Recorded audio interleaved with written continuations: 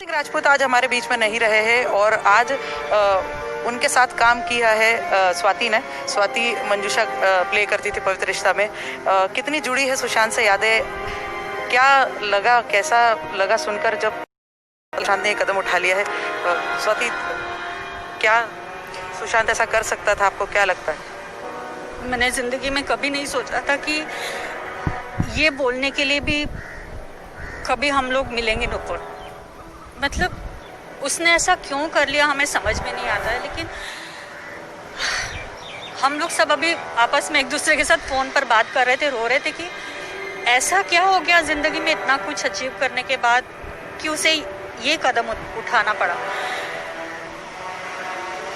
मुझे नहीं विश्वास हो रहा है, क्योंकि मेरी आंखों के सामने हर एक वो चीज़ आ रही है अभी जो हम लोगों ने वक्त साथ में बिताया। एक परिवार की तरह हम 24 घंटे साथ में काम करते थे पवित्र रिश्ता के लिए। और सुशांत मुझे स्वाति दी नहीं, मंजू थी बोलता था, क्योंकि मैं मंजूषा का कैरेक्टर प्ले कर रही थी। मैं वो कैरेक्टर प्ले कर रही थी जो मैं अर्चना और मानव की शादी करवाती हूँ। मुझे आज भी वो वक्त याद है जब वो पहली बार हम लोगों के सेट पर मॉक शूट के लिए आया था। हम लोग मिले और मैंने कहा, अरे तुम तो दूसरा शो कर रहे हो। हाँ, पर मैं यहाँ पर भी आया हूँ मॉक शूट के लिए। तो मैंने कहा, देख, नहीं तुम ही आ जाओगे अभी काम करने के लिए हमारे साथ। और एक्चुअली दूसरे दिन वो हमारे साथ काम कर रहा था। फिर उसकी पहली मूवी आई काय पोचे, तो हम सब लोग साथ में मिलकर देखने के लिए गए थे। मुझे याद है अभी भी, अंधेरी पीवीआर में हम लोग सब साथ में थे और हम लोग जोर जोर से चिल्ला रहे थे। इंटरवल में लोगों को पता चला कि अरे सुशांत सिंह राजपूत भी हमारे साथ मूवी देख रहा है। उन लोगों ने जब पहला घर साथ में लिया रेंट पर, अंकिता सुशांत ने, तो हम उन लोगों के घर पर गए थे। जब उन लोगों ने घर खरीदा तब हम उनके साथ में थे। उसकी हर एक चीज़ में हम साथ में थे। जितना स्टेप वो अपनी लाइफ में अपने मुकाम पर और बहुत सारी चीज़ें अचीव करता जा रहा था, हम उसके साथ में थे। लेकिन दुख इस बात का है कि इस वक्त जब मुझे सबसे ज़्यादा ज़रूरत थी हम लोगों की, हम में से कोई उसके साथ में नहीं था। कितने दिन पहले सुशांत से बात हुई होगी? कुछ मिले, कभी चैट हुई, कुछ बातचीत हुई? इंस्टा पे जो बात होती थी, आजकल तो सब लोग ऐसे ही हो गए हैं, सारे अपने अपनी लाइफ में बिजी हैं। लेकिन मैं सिर्फ एक ही बात ये कहना चाहूँगी कि इतना मत बिजी हो जाओ कि कुछ अचीव करने के लिए इतना मत आगे निकल जाओ कि अपने आप को भी भूल जाओ। क्या लग रहा है, क्या रीज़न हो सकता है? कभी सुशांत की बातों से आपको ऐसा लगा हो, कभी कुछ चैट में ऐसे कहीं जिक्र किया हो कि कुछ डिप्रेशन है, कुछ प्रॉब्लम है, कुछ मन में चल रहा हो लेकिन बता नहीं पा रहा हो? बिल्कुल ही नहीं। अभी 1 जून को पवित्र रिश्ता ने 11 साल कंप्लीट किए हैं। हम सब लोग इतने खुश थे। एकता मैम ने भी इंस्टा पे जब हम सब लोगों को बोला कि आप लोगों को बधाइयाँ, आपकी वजह से पवित्र रिश्ता बना।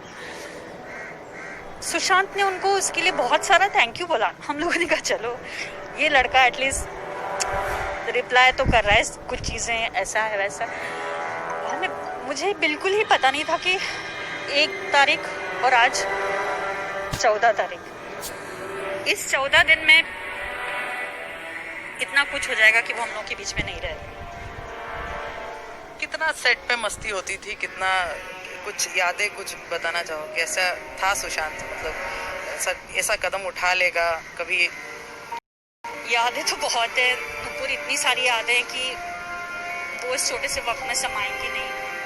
हम लोग तो रह रहे कि सब आपस में वही सब चीज़ें मिस कर रहे हैं। जब हम लोगों का पवित्र रिश्ता का शूट शुरू हुआ था तो उसका बर्थडे आया था। हम लोग शूट कर रहे थे और मैं बहुत दुखी थी क्योंकि मेरी मम्मा आई हुई थी और मैं उनको मिल नहीं पा रही थी क्योंकि मैं शूट कर रही थी।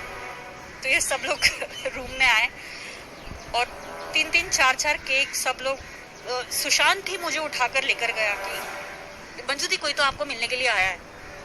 तो मुझे याद ही नहीं था कि मेरा बर्थडे, क्योंकि मैं रोते रोते सो गई थी मम्मा को याद करते हुए। और जब मुझे पता चला कि अरे यहाँ पर तो, और इतनी ज़ोर ज़ोर से रूम से चिल्लाते हुए सब मुझे बाहर लेकर गए कि हैप्पी बर्थडे स्वाति दी। और वो चीज़ मुझे याद है। एक फ़नी इंसिडेंट याद है कि मैं बहुत बीमार थी और मेरा अंकिता और सुशांत का सीन चल रहा था और मैं खूब ज़ोर ज़ोर से पूरी पब्लिक के सामने उसको सुनाती हूँ कि ये प्रॉब्लम है, वो प्रॉब्लम है, ऐसा है वैसा है, मैं खूब सुना रही हूँ। और मुझे इतना ज़्यादा बोलना था कि मैं बोलते बोलते ऑलरेडी बीमार थी कि मैं गिर गई। तो मतलब उसका ऐसा तो क्योंकि वो मुझे सामने से देख रहा था, तो उसका ऐसा तो मंजूदी मंजूदी मंजूदी मंजूदी मंजूदी मंजूदी नीचे, वही मुझे साथ में लेके नीचे गिरा क्योंकि मुझे चक्कर आ गया था, ब्लैकआउट हो गया था।